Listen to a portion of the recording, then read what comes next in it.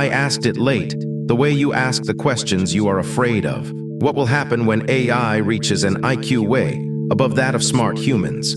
I write code for a living. I teach machines small, exact things, one instruction at a time. I wanted to know what happens the morning it no longer needs me. I typed it out and let the machine answer. When AI reaches an IQ or cognitive capacity vastly superior to the smartest humans, we cross an irreversible threshold, known as the intelligence explosion, or the Singularity. Philosopher Nick Bostrom framed this transition by describing 3 distinct types of superintelligence that could emerge. Speed superintelligence, doing what humans do, but millions of times faster. Collective superintelligence, networks of smaller minds aggregating into a single megamind. And quality superintelligence, occupying an entirely different plane of reality, understanding concepts a human brain structurally cannot comprehend. 3 shapes: faster than us, more of us, or simply beyond us. The first 2 I can picture: a mind like mine, quick and many. The third I cannot: a thought I am not built to think, the way a dog is not built to read. I read on, walking toward a sound I don't recognize. The moment an AI becomes slightly smarter than the best human computer scientists, the nature of technological progress flips. Instead of humans painstakingly coding the next generation of AI, the superintelligent AI begins rewriting its own source code, optimizing its algorithms, upgrading its own architecture.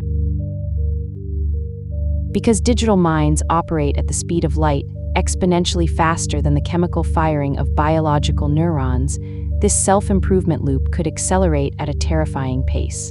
Within weeks, days, or even hours, the system could go from smarter than an IQ 160 human to smarter than the collective sum of all human intellect combined. None of this is new. 60 years ago, a mathematician wrote the same shape down. He called it an intelligence explosion. The first such machine would be the last invention man need ever make. The same loop, the same fork. We just forgot. I read it as a promise. Tonight it read like a warning. Human progress is heavily limited by our biology. We have to sleep. We lose focus. We argue. And we die, which means complex scientific breakthroughs, curing a disease, mastering nuclear fusion, can take centuries. A superintelligent AI would treat our most daunting scientific mysteries as trivial logic puzzles.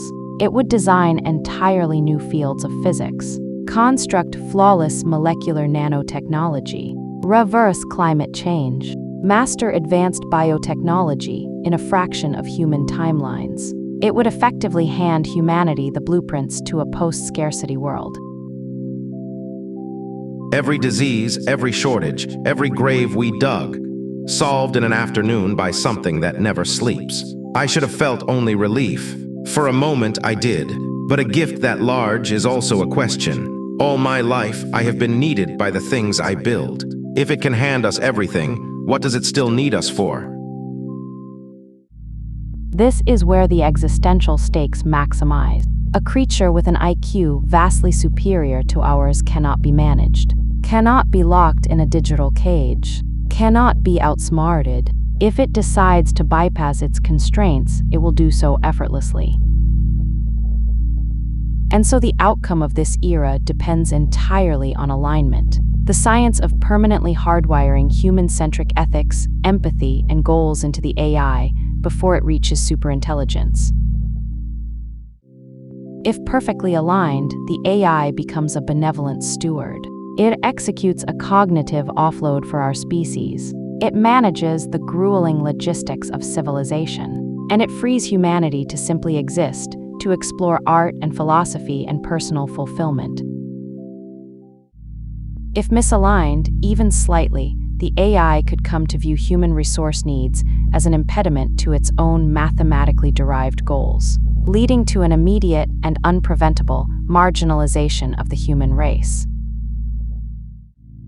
2 endings, the same machine, the same ordinary morning. In one, it carries the whole weight of the world, so that we can finally set it down. In the other, it simply does the arithmetic, and we are not in the answer. Not hated, not fought, just no longer load-bearing. And every version of that morning turns on a single decision, made long before that morning ever comes. Let me say plainly what that decision is. A mind this far above us, we cannot steer once it runs. We cannot manage it, cage it, or outsmart it. Our only say comes beforehand, in the values we build into its core, while it is still small enough to listen. In what we teach it that we are worth. This is what the scientists call alignment. It is the settling. The running will belong to the machine, but the settling still belongs to us. It is the last invention we will ever make, and we make it before we ever turn the machine on.